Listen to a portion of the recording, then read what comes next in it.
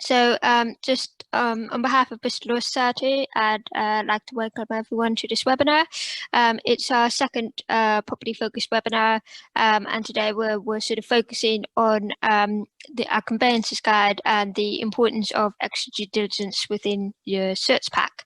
I'm joined today by speakers from Landmark and Wessex Searches, and I'll introduce them shortly. But first, I just want to run over a couple of housekeeping points. Everyone should be on mute while the session is going through, and we will have time for Q&A session at the end of the talk.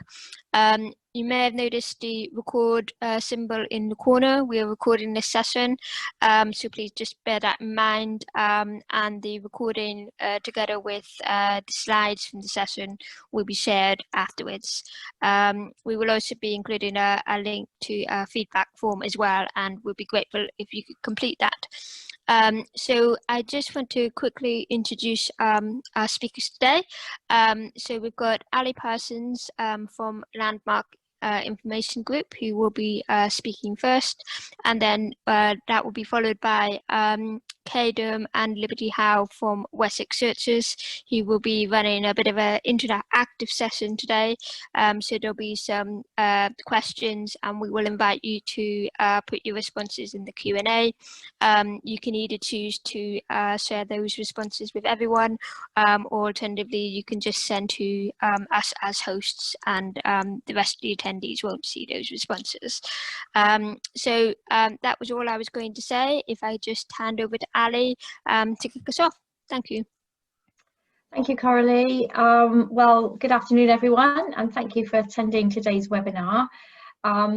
Gosh, I imagine that you're all very, very busy, so it's very, very welcome that you should find the time to join us. But I'm going to talk about sort of what we see as a conveyances guide, and as Coralie said, the importance of including that extra due diligence within your search pack. I've been with Landmark for nearly 12 years and in the property search industry for over 14.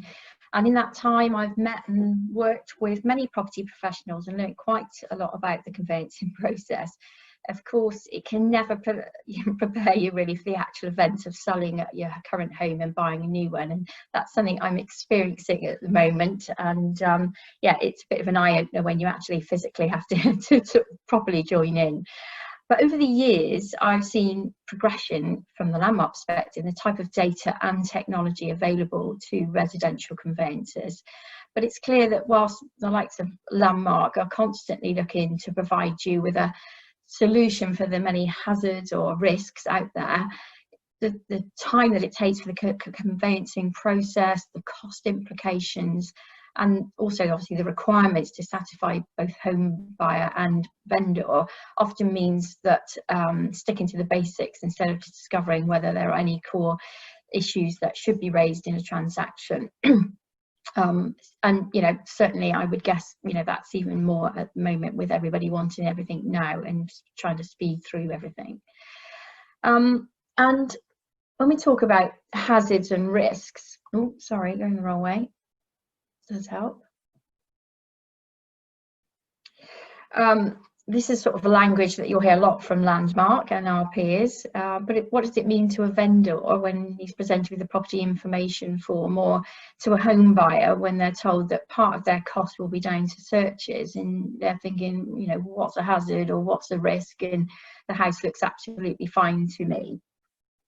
And environmental risk has also somewhat evolved over the years. Certainly when I came into this business, it meant contaminated land, but now environmental risk really encompasses quite a great more than that. Certainly flood risk, ground hazards, but also things like energy, infrastructure and planning are sort of grouped under that umbrella. The latter of these subjects are very subjective issues, but nevertheless really important to understand in relation to any impact that you're on the property that you're hoping to purchase for the now or in the future.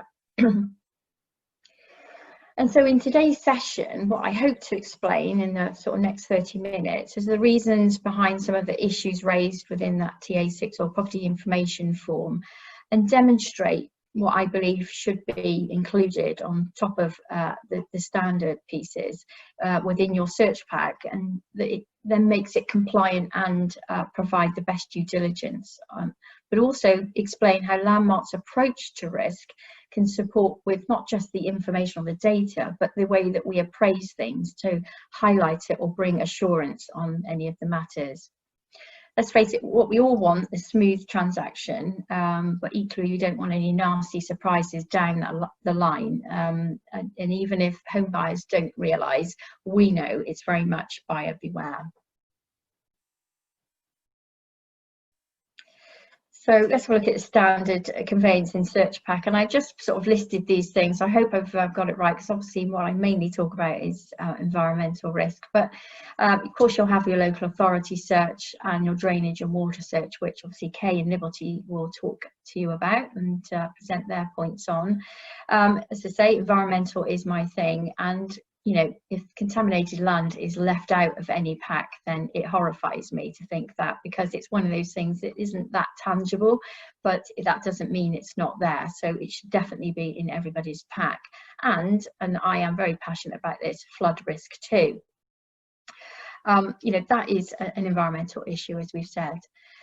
Chancel, obviously that will be a firm policy thing, whether you include it or not, or just an insurance, or just when appropriate. And then when it gets down to where the other things are appropriate, should you include them, or should you just tick them when it's alluded to? So what I'm really trying to say is understanding the various risks will be dependable on the type of property, and as to where that property actually is located within the UK.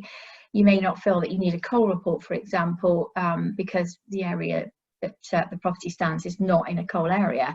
But does that mean that it's not under any other mining or substance risk? It's the need to know, I would suggest. But for today's session, I really want to focus on the two issues that are requested information from the vendor, part of that in property information form, and that's flood risk. And also planning. These are often left with somewhat woolly answers, and at best, you know, or most likely not known, and is the tick that it receives. And having faced one recently, obviously it makes you sit and think about what may have happened, or have I noticed anything? And hopefully you would hope that all vendors feel the same. Throughout the next few slides, I'm going to use things that I've referred to from the Conveyancers Handbook and the Law Society Practice Note to highlight the advisory from these documents. And of course, you should also take into consideration the lender's view, although sometimes not particularly clear about how they feel. There's definitely a need to know more and more these days, as the majority of financiers don't want to lend against risk, and certainly flood has definitely come upon that list.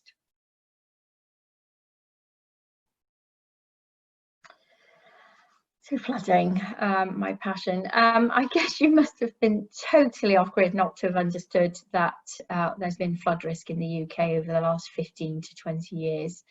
And before our lives were changed in this year in 2020, and the daily news was overtaken with COVID updates, much of the UK, if you remember, was awash with flooding, particularly in the Midlands and the North, but the Southwest didn't go untouched either. But it's so easy to forget, as you know, weirdly COVID arrived, along came the beautiful weather, and you know, a godsend, I would suggest, to get us through these difficult times. But you know, flooding is still there, and it's still at a risk. In August clearly showed us that the threat is still around. Furthermore, you know, the stats are still there. 5.2 million homes and businesses are currently still at risk of flooding, and this number is expected to rise to about 1 in 3 properties, you know, according to the climate change reports. The images on the screen show the devastation of the Yorkshire floods that happened in 2019. Which at one point had 117 flood warnings in place just in that area. These were swiftly followed in February 2020, so this beginning of this year, from Storm Kira and Storm Dennis, whose warnings increased to a number of 1,470. So just to show the level of flood risk, you know, in those areas, is certainly not going down. It has increased. And you know, we saw similar, as I say, in this part of the world. And whilst we look at the levels of flood risk, so how high did that flood risk come, it's not just that happens. We saw ground stability issues. Wherever there's flood, there does tend to be ground stability issues either at the time or just after. So we saw mudslides in Mansfield and other landslips. We saw a whole of Fishlake village in South Yorkshire having to be evacuated. And in some areas across the UK, you know, it's the 5th flood since 2000. So you can imagine, just as you thought you'd get over one flood, along comes another. And last year, erratic weather over the summer months experienced record rainfall, which resulted in 2,400 flooded properties and over 22,000 additional properties that had to be protected by flood defences. So, as I say, it doesn't appear to be going away. And then post-flood, following, you know, all the clear up and discovering all the amounts of things that you've lost, there's also the consideration of things like contamination. You know, flood water is not nice and clean when it comes into your property. You then have the high or unaffordable insurance that follows a flood risk. You've got the loss in the value. If your property becomes blighted if it's, you know, certain types of flood, and that means it's hard to sell. Of course, you know, add to that the anxiety of, you know, trying to deal with it. It's unimaginable for those of us who've not really flooded.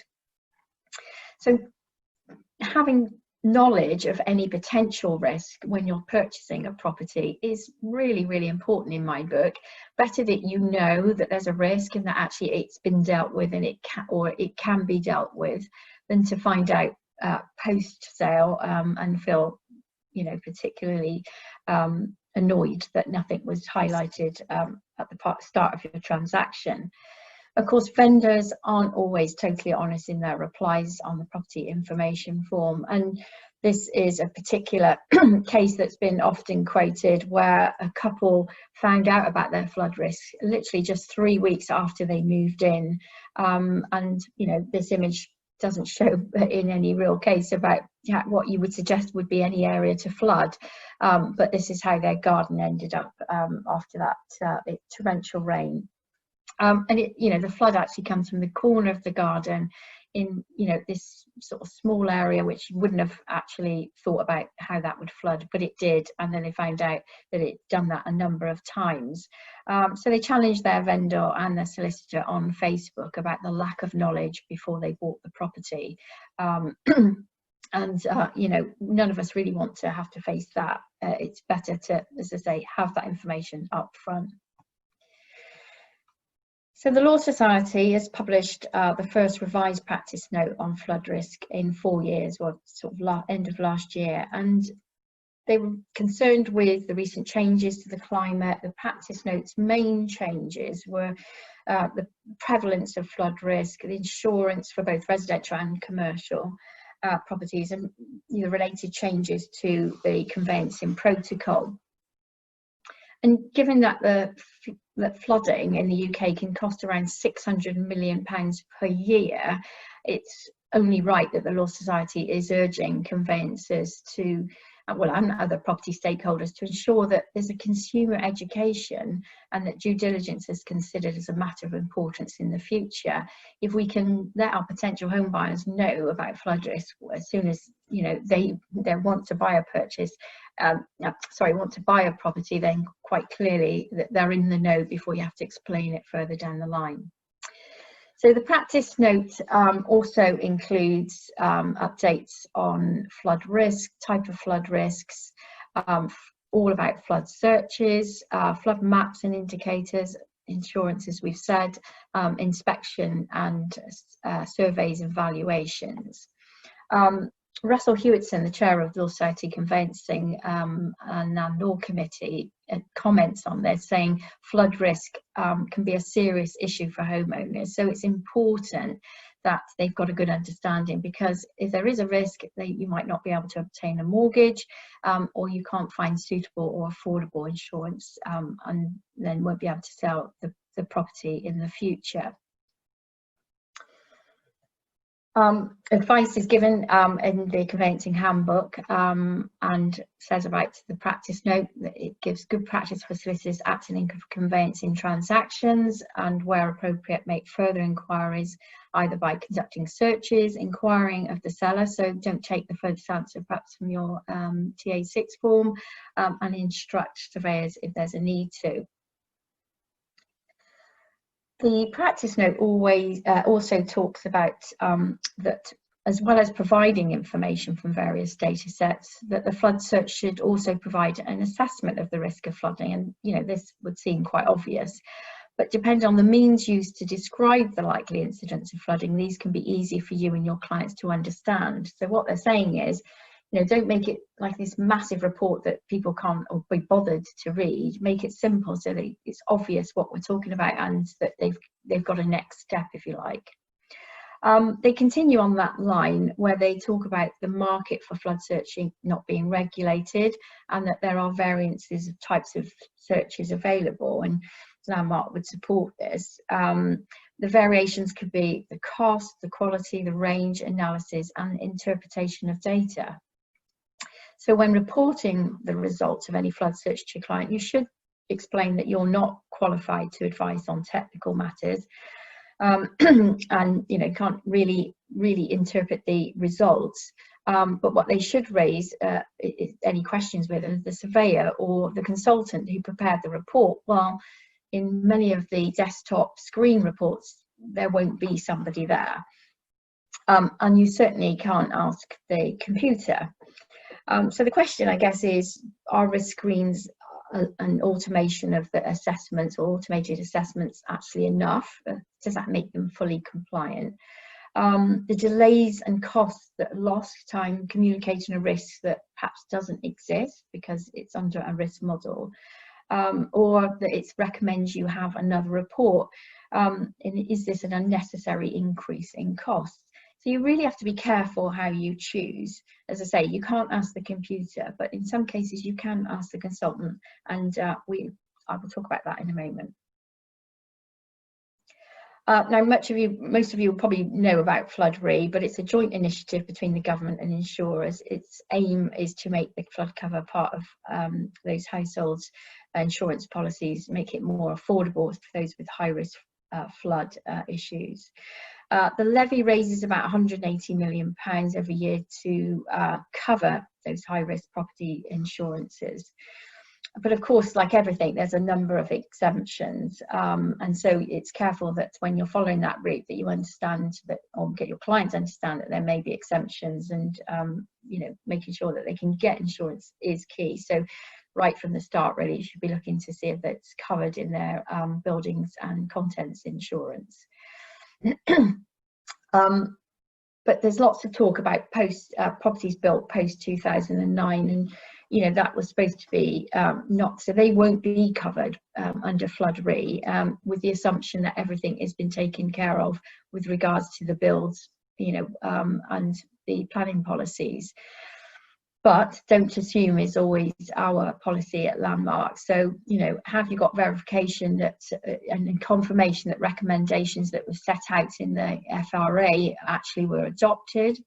Remember that it's not a static risk. Flood changes, and the area around it changes. So what's the future management of defences?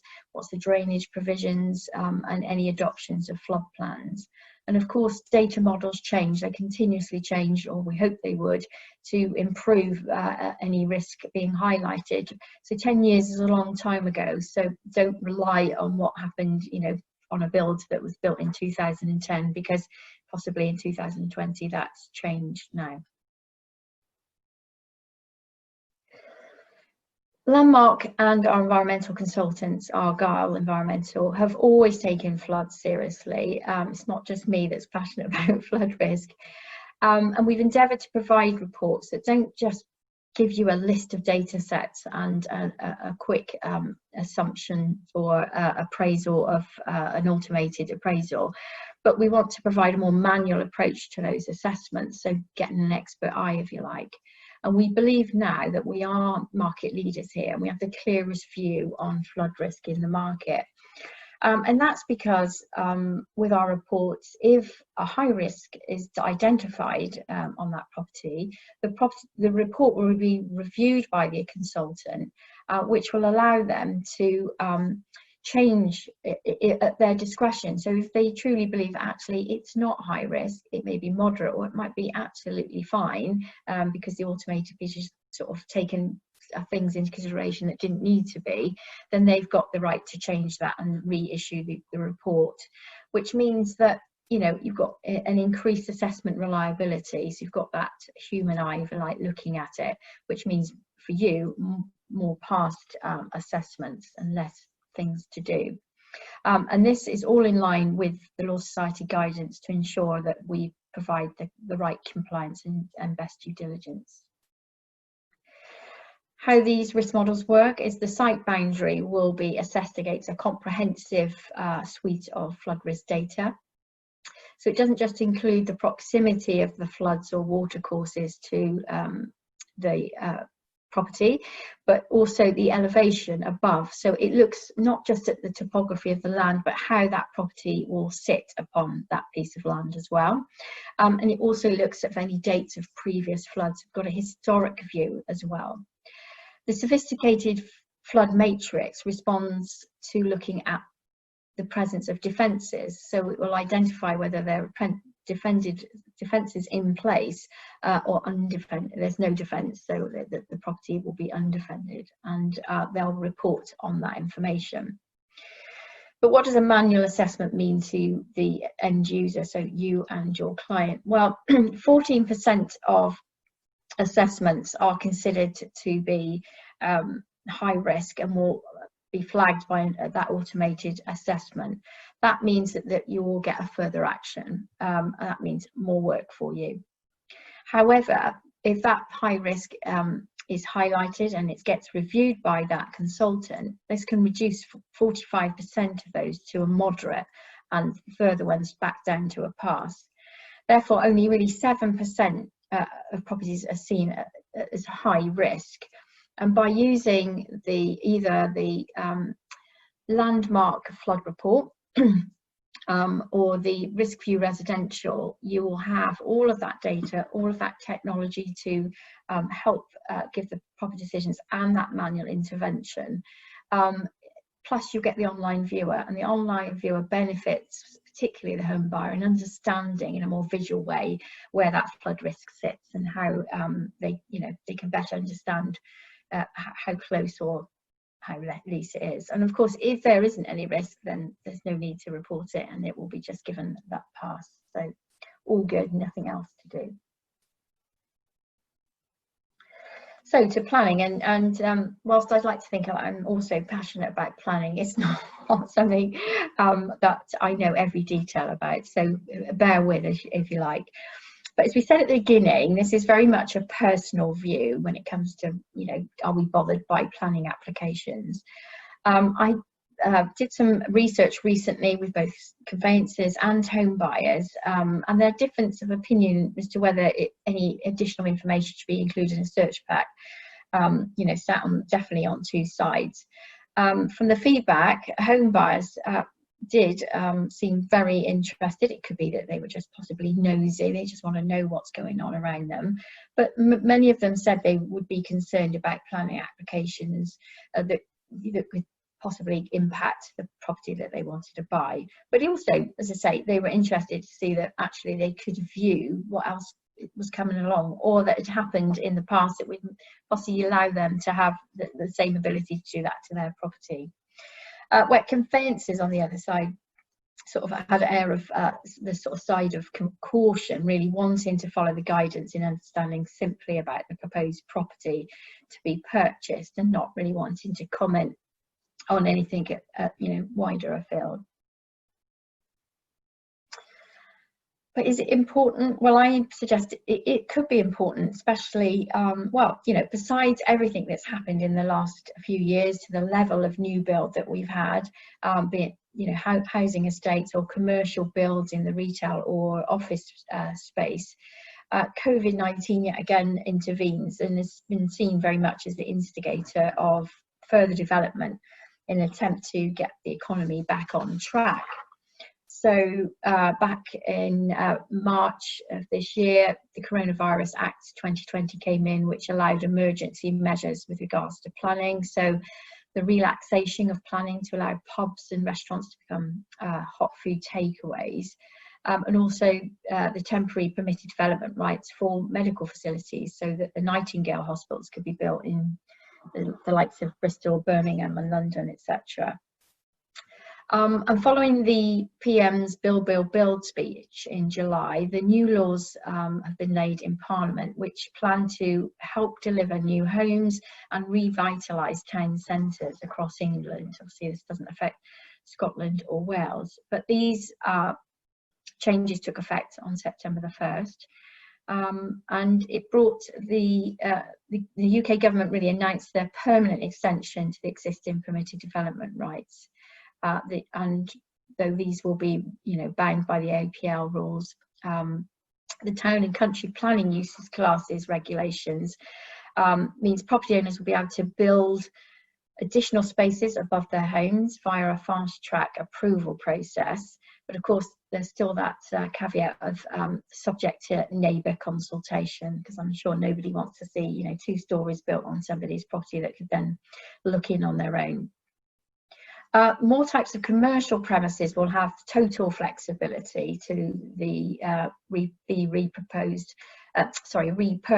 through reform of the uses classes order. So a building that's been used for retail, for instance, would be able to be permanently used as a cafe or an office without requiring that planning application or local authority approval.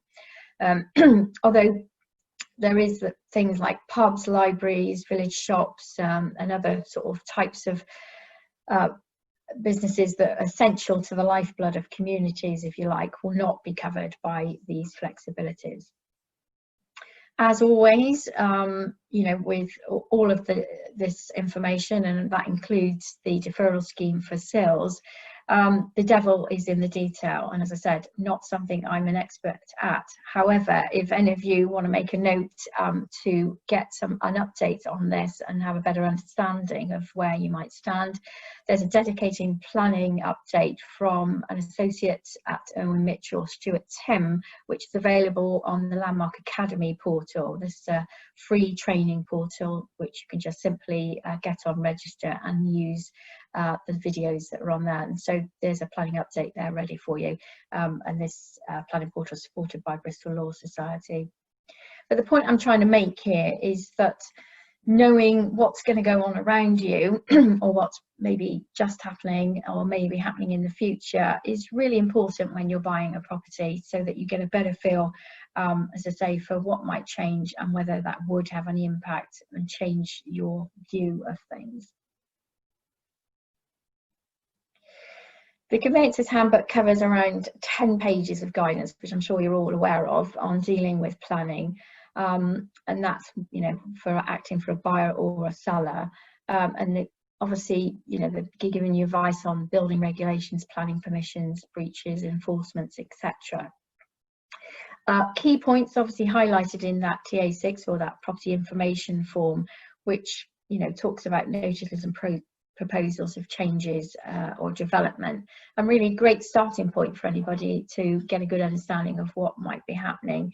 But as I say, sometimes these are just ticked as not known because they don't realise they've seen something outside. So do you investigate further? Then I would suggest yes.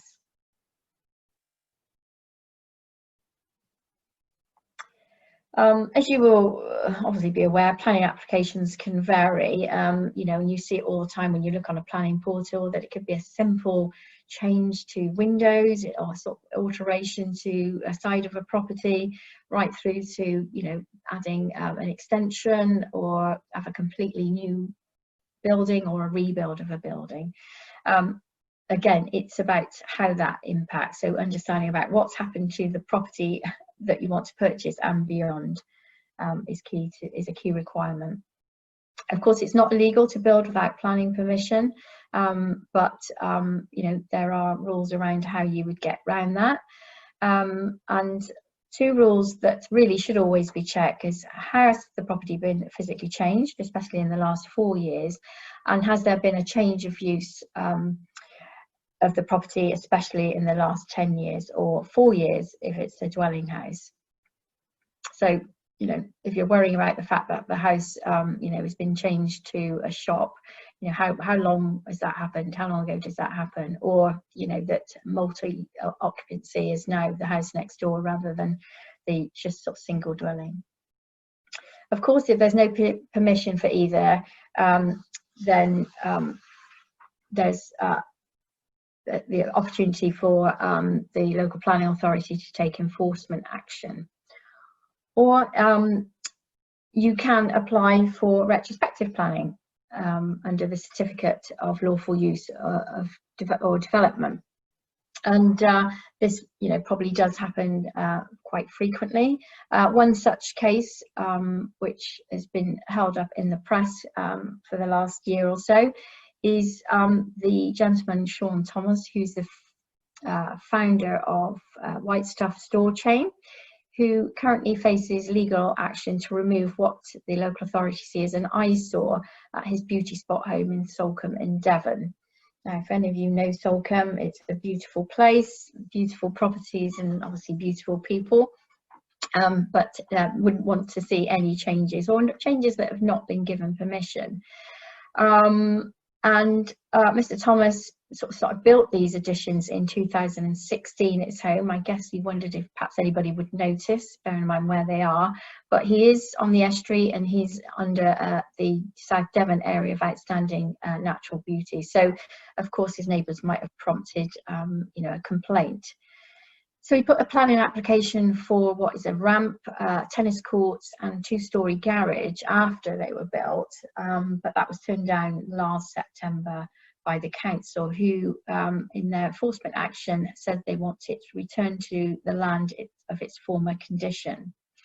Now, a year on, apparently villagers are now again up in arms, as it seems that the district council may be possibly yielding to Mr. Thomas's latest application, which is to put in 1,000 trees around the property, so they don't have to look at it, and he's bringing some sort of addition to the countryside, but that's not how his neighbours see it, and it's currently being assessed by the local authority. So we'll see how that pans out. But this is a case that will make it the press because, you know, it's a millionaire businessman, or it's a large property which, you know, may be seen as having some impact. But understanding whether that will be allowed for a property that you're about to purchase is a good thing to make sure that is covered as well, because you don't want to find out that that's got to be knocked down once you've built it.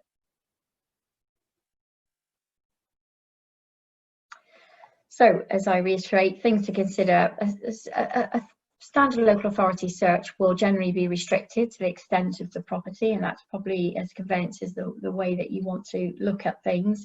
But as I say, we believe, and I believe home buyers will agree, it's important to be aware of any potential changes within the surrounding area. And this might be relatively minor changes to properties, or it could simply be a new build site. Is, you know, the green field that sits behind them overlooked, you know, that they overlook, going to be turned into a development site for new homes? You know, does they have planning permission, and has it been fully exercised is key. But for further afield, sometimes it's major changes that you know, seem somewhat in the distance that have an impact too. So it could be that new housing estate actually sits outside the village, but it's bringing a new supermarket with it, and just that's change infrastructure. Or it could be a new energy source that's being applied to be put in. As I say, key to understanding. Now, much has been quoted about the infamous Bird and Burr case now, so I won't go over the details, but here are some comments that followed the judgment that led to the consideration regarding nearby development in general. As I say, as a conclusion, which say changes to the surrounding environment brought about through development are an important factor in protecting a client's investment pre-acquisition. So, you know, make sure that your client's got some view on it, I would suggest. Landmark has provided plan application information for many years, including being part of the previous slides now legendary transaction. We again endeavour to provide the right information in the best way we know how, and we're continually looking to improve as we go along. And we try to do that with current data, continually being updated through unique interpretation of local plans, so that people have got an understanding of what else is happening around them, and a guidance to planning applications in general, so they understand what they're looking at.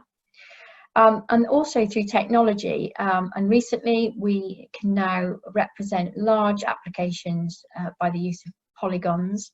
We have online viewers within our risk view residential report, which allows the home buyer and conveyancer to really get a good understanding of what they're looking at, alongside URL links to that application in the local authority, so that the home buyer can go look for any more information that may help them a better understanding. And this, we believe, provides you with good due diligence and avoiding any liabilities down the line.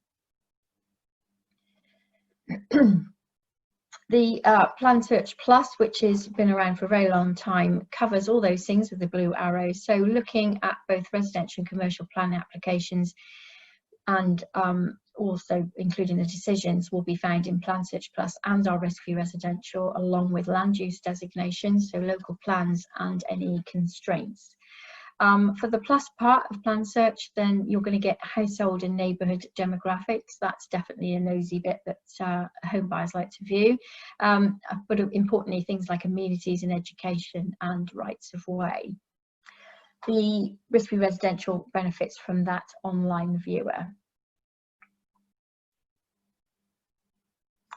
So polygons, you know, we'll say, what's the point? Well, as you see, if I highlight what would have been the points for these applications, it wouldn't be clear if you just had a dot there as to actually the extent of that development site.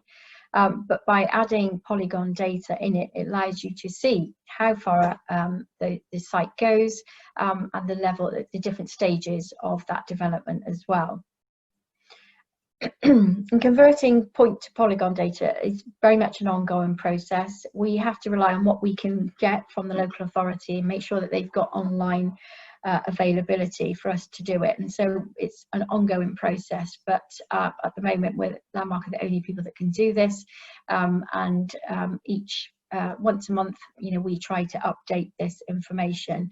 Where we can't show a polygon, we will put the point, of course, as we do with the small applications, but it's definitely a huge improvement to allow better understanding of what planning applications mean.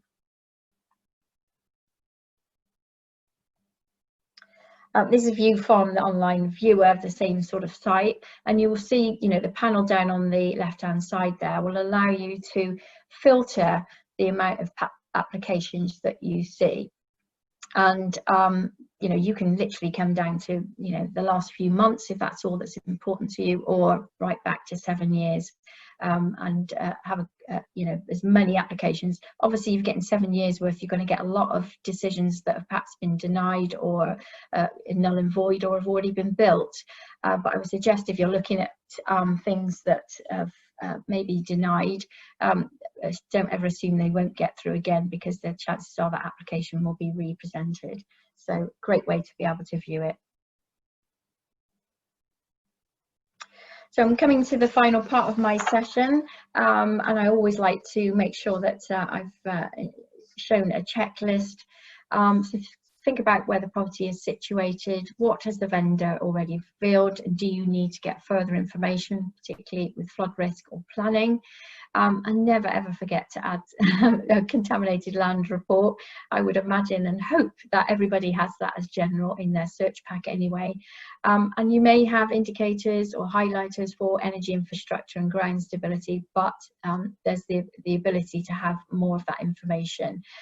Ground stability, as I referred to about with flood risk, is really, really important, and I think that, you know, maybe that should definitely be in your search pack as a definite every time, but you know, that may come down to your firm's policy, or say where the property stands.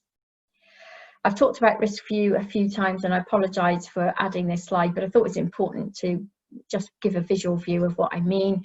So it is, you know, it means that you can view your report online. It can be viewed through your laptop, through your mobile phone or tablet. And by ticking off all those different hazards and risks we love to talk about, means that you won't miss something, because we've tried to cover everything we possibly can, and you've got the benefit of the viewer, which means you've got complete due diligence, environmental due diligence, that whole umbrella is covered. It helps you with your compliance. You've got no practice risks, and is in line with the practice notes. So it reduces any practice risk, as I say, and less issues means that you have less work to do. So it's all about efficient conveyancing, time and effort, and a quick to review report. Who can ask for more? Why review, you know, 3 or 4 reports when you can do it with one? And of course, saving money by buying one report is even better. Finally, a big thank you from me for listening.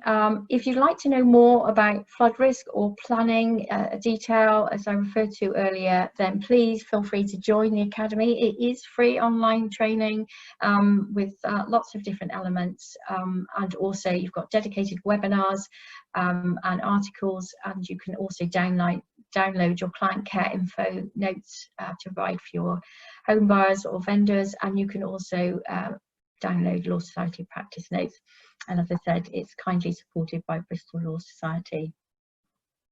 So again, thank you for listening, and I'm going to pass over now to Kay of Wessex Searches to talk to you all about drainage. Thank you. Thank you, Ali. Right, how do I do this? Share your screen. Share screen. Is that worked? It should. Host disabled participants screen sharing. So shall I stop sharing mine? Maybe that. Yeah.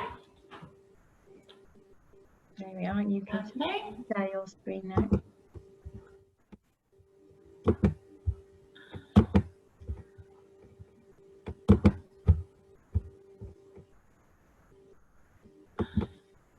Share screen.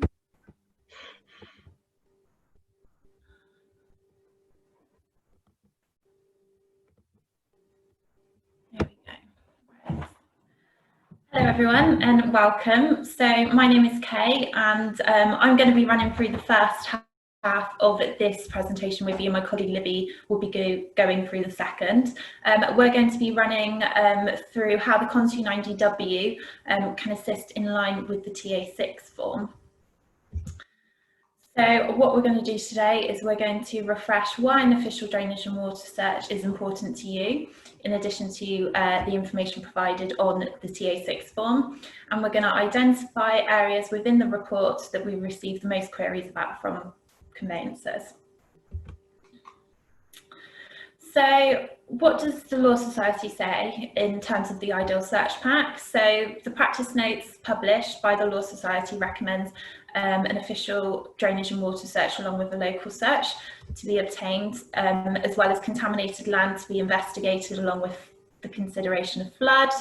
An official Con 29M, so when in a coal mining area, and this will help you form a rounded investigation along with, as Ali suggested earlier, a chancel check.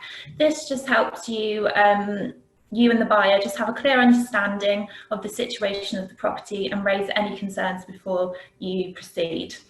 Our ordering platform does have built-in hazard alerts that are done via a live API that will help you pick the best searches for the risks at the property.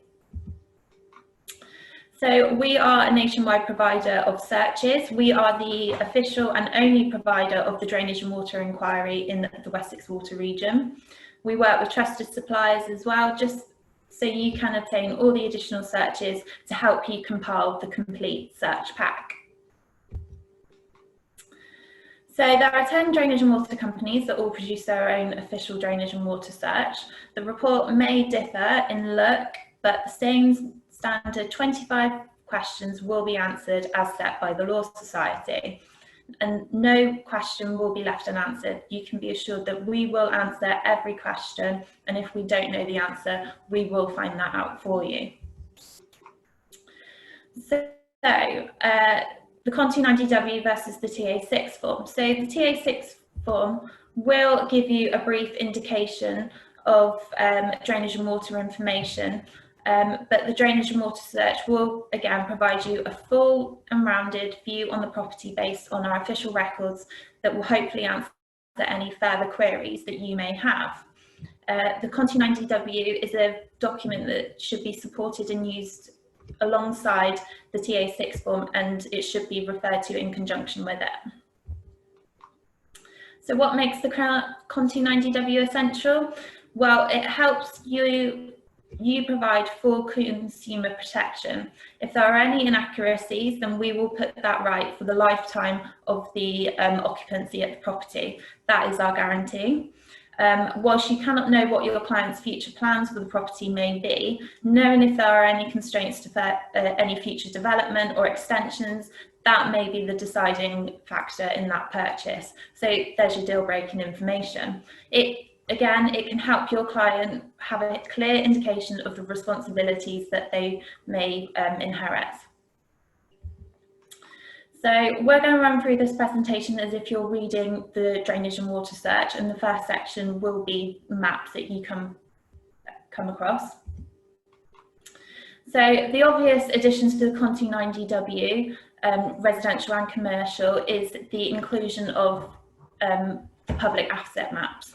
So a TA6 form will provide no clarity at all on pipework or the ownership of assets. Within our drainage and water searches, we base our searches on polygons from the land registry records. These are the official and recognised boundary. It's important as well to be aware of the location of any public assets, just so you can advise your client on any potential implications. So there are always two maps for clarity, one for drainage and one for water, both of which are orientated north, so you know exactly where those pipes are. All known public apparatus are indicated on our maps and the legends, and there are arrows on those assets that indicate the direction of flow. There's your water map legends and the drainage map legend. So as you can see, both maps are extensive and they will help you detail all public assets. So as Coralie mentioned earlier, using the chat functionality, you can make it private as to your answers, or only the host can see. If you could just answer the following question for me. So I'm a large diameter public sewer of critical importance requiring a 6-metre clearance for any construction works. Am I a tactical sewer, an overflow pipe, or a strategic sewer?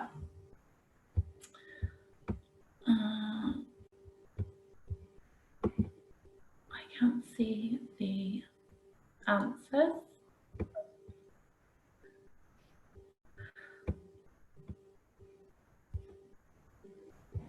Ah, here we go.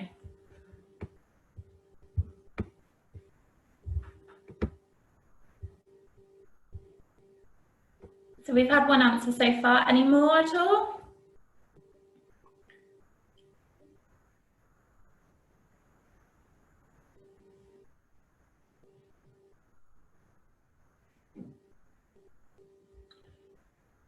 Okay. Seems to be that you guys already know everything already. So the correct answer is a strategic sewer.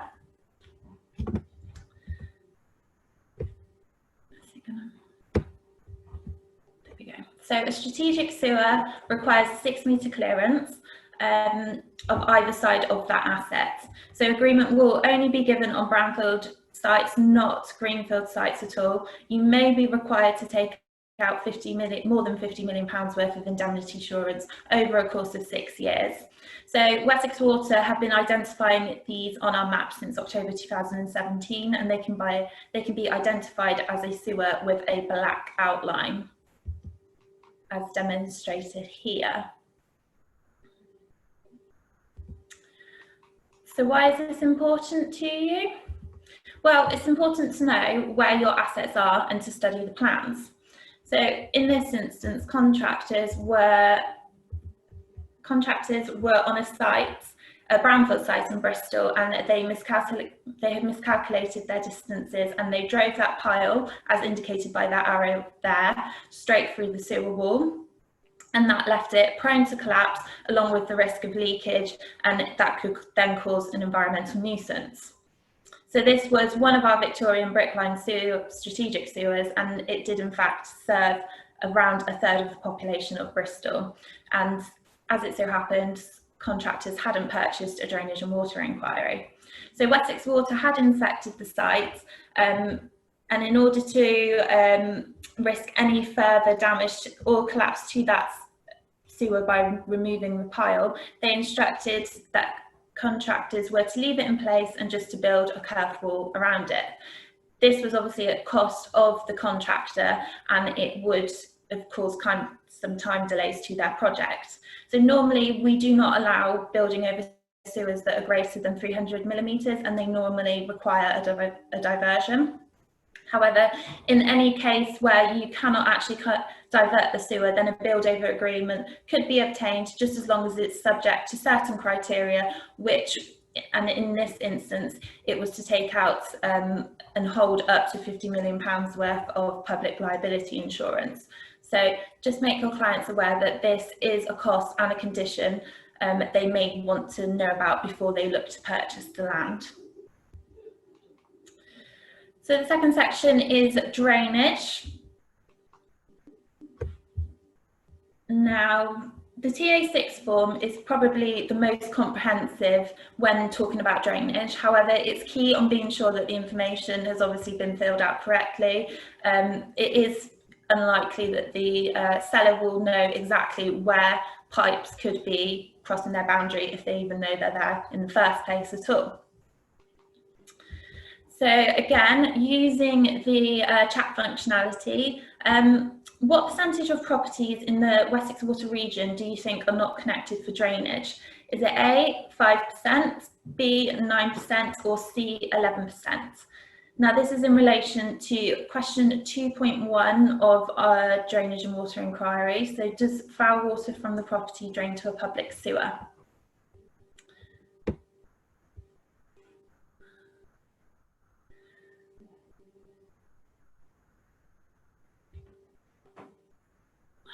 Just give you a few more seconds. I can see some answers popping through.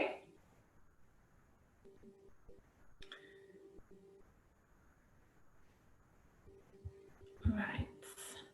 I can tell you the correct answer is in fact 11% of properties that are not connected for drainage in the Wessex Water region. Now, why is this important to you? I'm going to tell you about this property here. So this is in relation to question 2.5 of our drainage and water inquiry. So does the public sewer map indicate any public sewers within 100 feet of any buildings within the property? This part is briefly mentioned in section 8.7 and 8.8 of the TA6 form regarding pipes crossing boundaries. So the seller of this property had been advised on the TA6 form that the property was connected for drainage. However, this was in fact incorrect, and a cesspit was in place, which one day overflowed, and then it caused an environmental nuisance. So it is important to remember that should this happen, the local authority does have the right to demand that the homeowner connects at their own expense to the public sewer. When any buildings are 100 feet or less away from the asset. So had a Con 29DW been purchased, this should have answered that it was connected, but in the instance that the Con 29DW stated that it wasn't actually connected and this issue had occurred, we would have put it right and we would have covered the cost to connect, as well as put in the garden back to the original state. And this is the key importance and the key protection that the report will provide you and your clients. So just a question now for you. So what do you actually see when you look at a sewer map? So looking at this plan here, is there anything at all which you would be concerned about? So if you would like to use the chat functionality again, just quickly, anything at all that you think actually you would direct queries to us to make a few more investigations.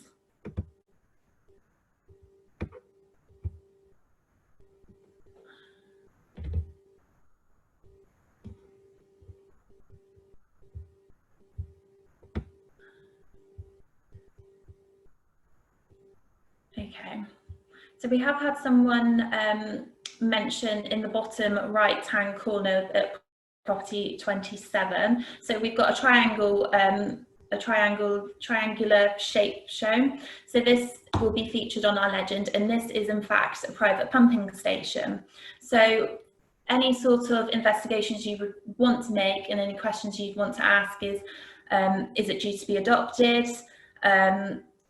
Another key question is it noisy? Is it smelly? It's not particularly something that you're going to want to have in the boundary of your property.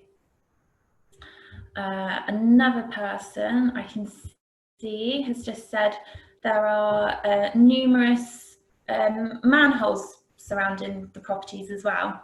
So again, you want to be sure, can the purchaser see them? So can they necessarily be accessed? So if any damage was caused to any sort of public sewer, we would need to have access to it. So if anyone is looking to build a driveway, a deck, any sort of thing like that, then we need to make sure that we can actually gain access to that manhole and we can fix our public sewers. Are there any others at all? Anyone has recognised?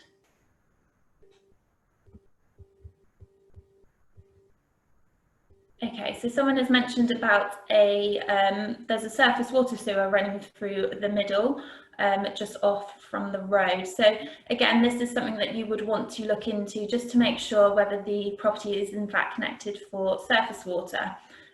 If not, how are they actually being served by a sud that connects to a soakaway at all? Ooh. Yes. So as Ben correctly states, building over the sewers of the properties at 15 and 16 as well. Yeah. So again, what we want to do is, first off, you would want to look at how close is actually that sewer and what permissions were needed. So when was the building put up? Was it put up before or after that pipe was laid? Was that pipe privately owned at the time of the building? Therefore, if that's the case, then a build over agreement wouldn't have been needed. If that pipe was there, was a retrospective build over agreement obtained. So if we just move on.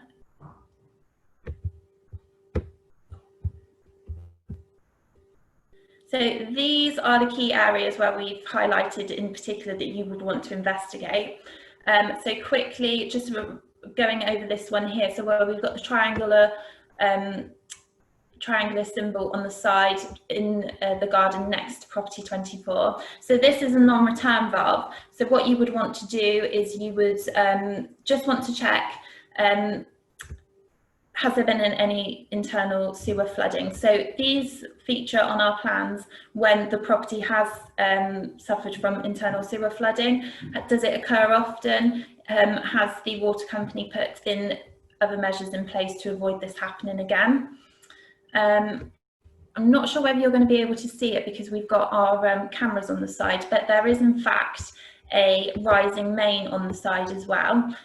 Just to let you know that those pipes, you cannot actually connecting them. They are pressurized, so you will have a right old mess on your hands if any connection was made. So any developer will want to looking at other means of sewers around that area.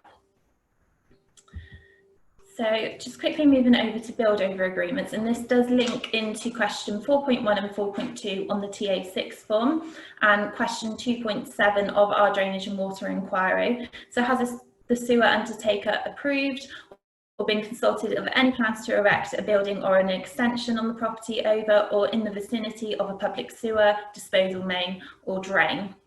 So again, it's important to study your plans just to ascertain where those pipes are and what potential questions may need to be answered by the current homeowner. So again, look at when was the property built up? Was this before or after the pipe was laid? Was the pipe privately owned at the time of the building? Was a build over agreement in place at that time? Are there any copies of it at all? Was a retrospective build over agreement obtained? All of these questions will give you a better insight as to what's going on. And why is this important to you? Well, just studying this picture here, this is Mrs. James, and she had purchased the property, and a few months down the line she was facing sewerage issues and backing up through the sinks and the toilets. So upon contacting the water company, it was discovered that the extension on her property had been erected without obtaining a build over agreement, and construction had damaged the sewer with unauthorised connections, causing backing up as well. So the water company investigated and they found that they couldn't actually repair the sewer without dismantling this extension, and because no build over agreement had been obtained, they didn't have to put the extension back to its original state. Now, Mrs. James had inherited this problem, and she now faces the costs of potentially rebuilding the extension. So this is going to be around 40 grand or so. Now, the seller may not have always been aware or have any sort of documents that would relate to the extensions, maybe because there have been previous owners. But again, just always study the plans, and if you're unsure, contact the Drainage and Water Authority, the company that had produced the Drainage and Water Search, should you have any queries, and they should be able to help you further. So moving on, I'm going to pass you over to my colleague Libby. Hello there, thank you Kay. Hiya, I'm Libby, so I work at Wessex Searches along with Kay, and I'm going to run you through the water section and the charging section. So they are the final two sections of the Con 290W report. So starting with water. Oh, sorry, bear with me one moment, technical problems. Lovely, thank you. Okay, so what does the TA6 form tell you about water versus what does our Con 290W tell you about water? So our Con 290W will always tell you whether the property is connected to mains water supply. So there are other methods of properties getting their water. So some properties in kind of rural areas are served by springs or wells, but kind of most commonly nowadays properties are connected to our mains water assets. So in the TA6 form in section 13, the seller will tell you whether they are aware if the property is connected to water. Within our search, we will then confirm that. So there are a few ways that properties can be assessed for their water usage. So most commonly nowadays properties are fitted with meters, and that assesses exactly the volumes of water that's used. So within our reports we will tell you the exact location of that meter, and that comes from the water company's records from the meter reader.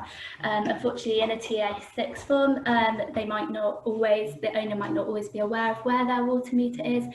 They can kind of be in obscure places, sometimes inside the property, but most commonly kind of in the pavement outside. But yeah, we will always tell you the specific location. So we will always show you the pipe work, so we'll show you where the nearest water main is that is most probably serving the water to the property. We will tell you whether those pipes are now owned by Wessex Water or if they're under an adoption agreement and will one day be adopted by us. Unfortunately, TA6 form won't kind of cover that sort of information. We will tell you the water quality in that area. So we have several different water quality ratings and we will disclose that information to you. And finally, we will also tell you the water pressure and flow in that area. So there is a register called the DG2 register, and what that is it's a register that the water company holds that will that has a list of properties within the water company's area that have low pressure. Some properties have been on the register in the past and kind of the issues have been resolved and they're no longer on it. If you do get a search returned to you and it does say the property is currently on the register, that's something you would probably want to look into further. Okay. So what are your client's options if a drainage and water search indicates that a water main ran through the site of their proposed home extension? So if you wouldn't mind just popping in the chat function whether you think it's option A, obtaining a build over agreement, or B, changing their plans and requesting a diversion of the water main, what do you think is the best option?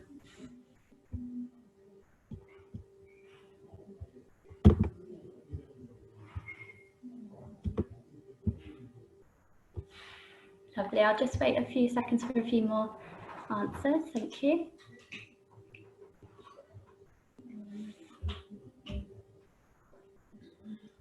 Okay, fab. Thank you very much.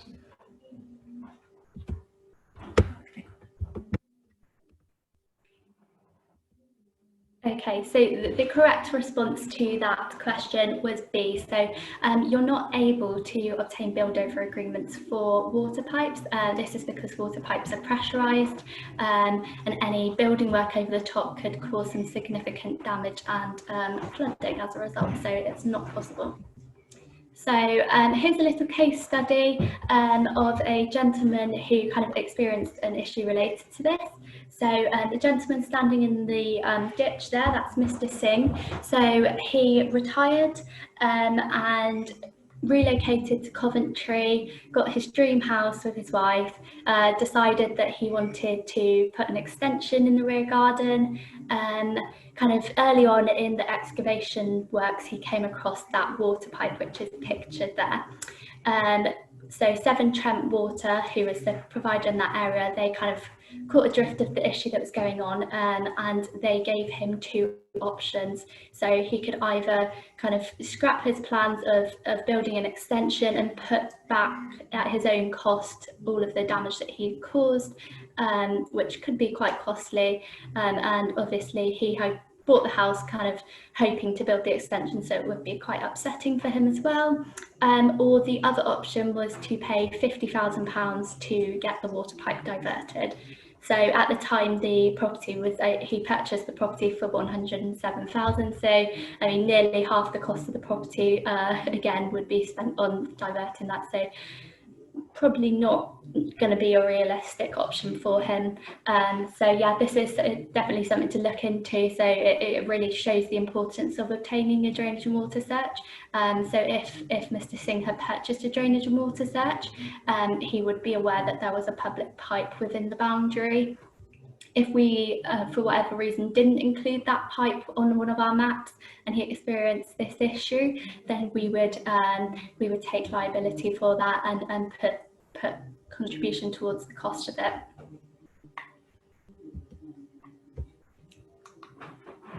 Okay, so question 3.2 in the drainage and water search: are there any water mains, resource mains, or discharge pipes within the boundary of the property? Okay, so say your client is purchasing property number 7 on this street, and they're purchasing it kind of with the vision of building an extension in the back, having quite extensive extension kind of a lot further back.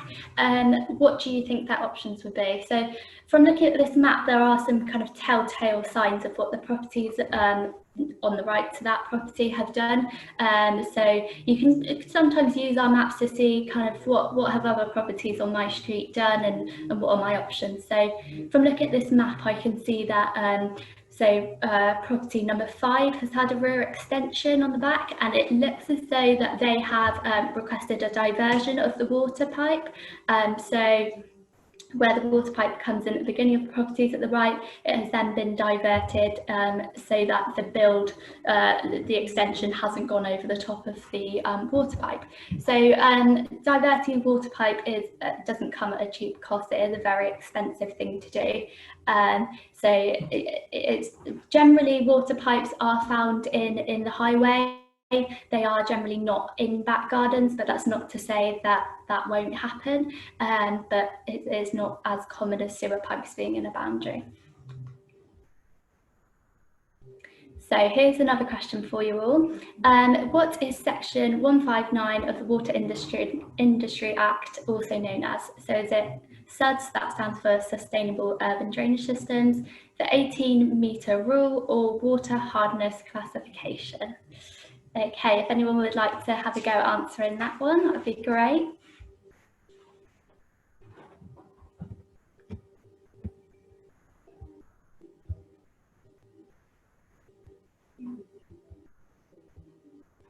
It's a bit of a hard one, so you might have to guess on this one.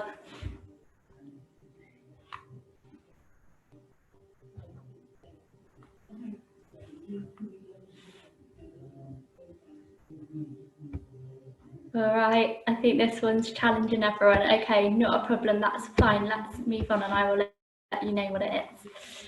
Okay, so the correct answer is the 18-metre rule.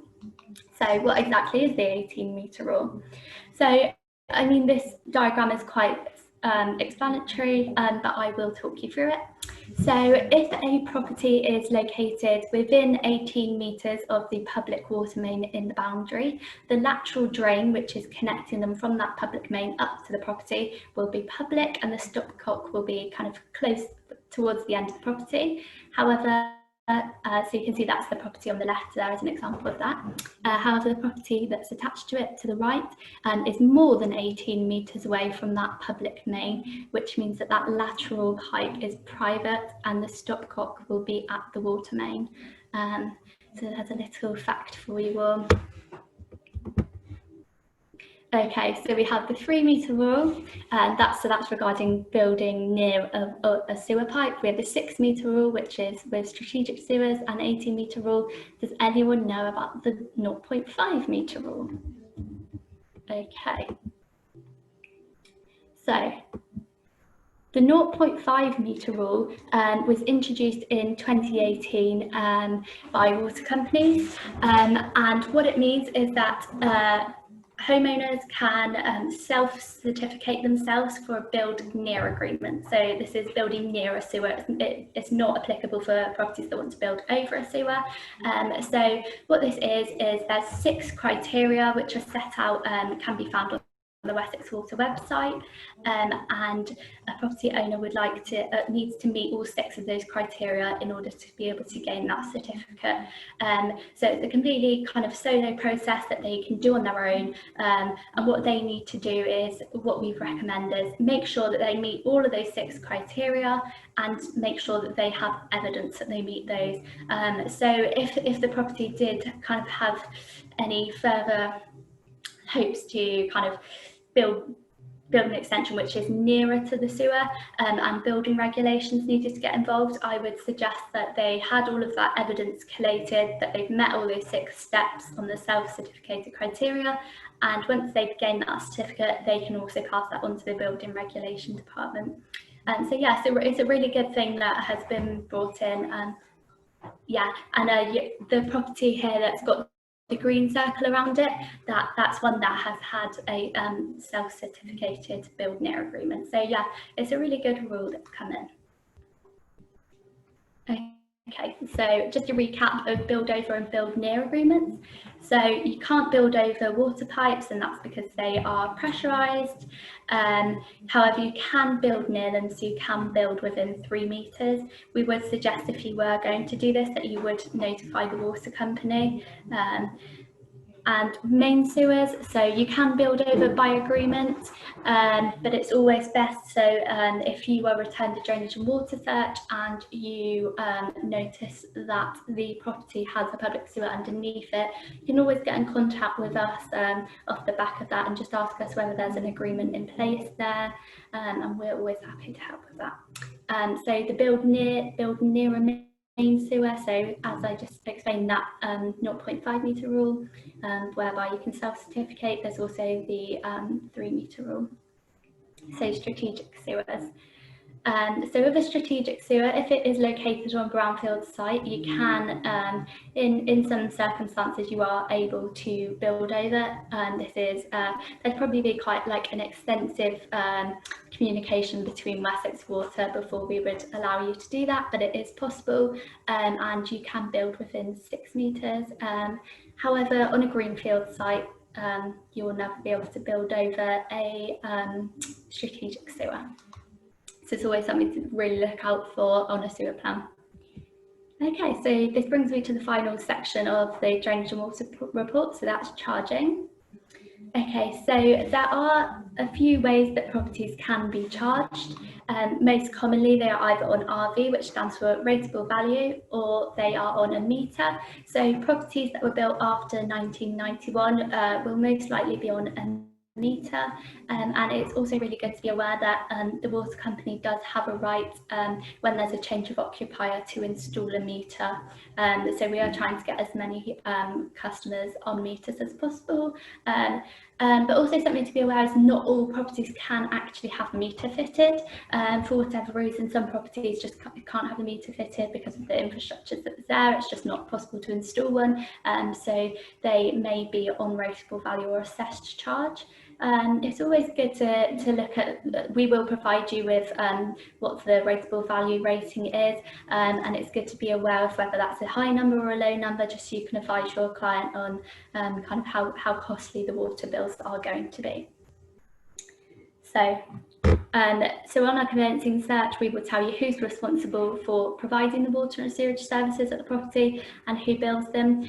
This may sound like it's the same thing, but it's not. So in some areas, Thames Water actually bill on our behalf for sewerage. So it's our infrastructure, our pipes there, Wessex Water pipes, sorry, but Thames Water are taking responsibility for the billing in that area. So it's not always going to be the actual provider that charges you. We will tell you what the current charging basis is at the property and what the potential future basis may be. So that'll be whether the property is going to move over to metered or not. And so this is mainly covered in section 13 of the TA6 form, but the TA6 form won't cover the current charging. Okay. So question 4.4 of the drainage and water search, what is the current basis for charging for sewerage and water services at the property? So that's pretty much what I just covered there. So we do have quite a few cross-boundary areas. So most commonly in the southwest is Bristol Water, Supply Water, and Wessex do the sewerage. And we also kind of have links with Bournemouth Water, Thames Water, Severn Trent, Southwest. We do have a few kind of cross-boundary areas. A point to note is that new build properties, when we complete a drainage and water search for a new build property, the report may well respond that the property is not connected for mains drainage or water.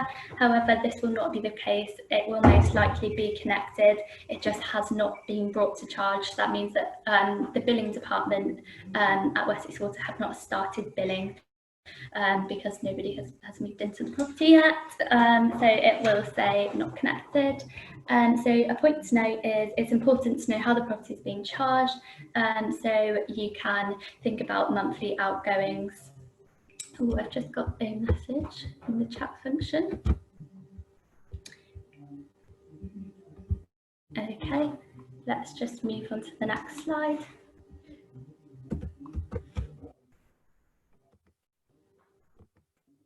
Okay, so why is all this information that Kay and myself have covered today important to you? So, as Kay mentioned earlier, no question within the drainage and water search will be left unanswered. Some reports out there may say refer to vendor or refer to water company. We will never do that. We are the water company, so we will give you that information straight away. And we will have the liability cover that comes with our reports.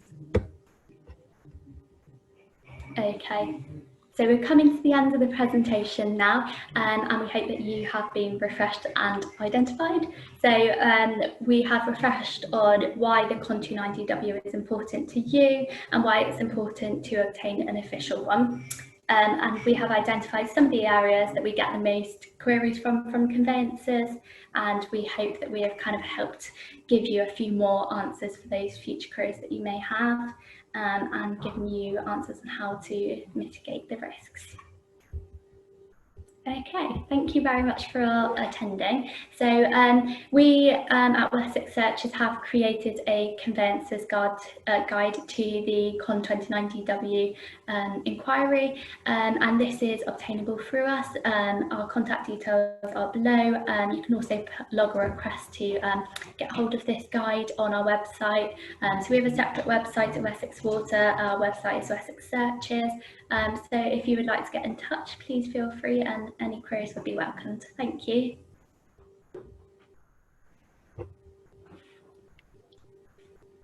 Thanks, Libby. And obviously I'd just like to say thank you on behalf of Bristol Law Society to Libby and Kay and Ali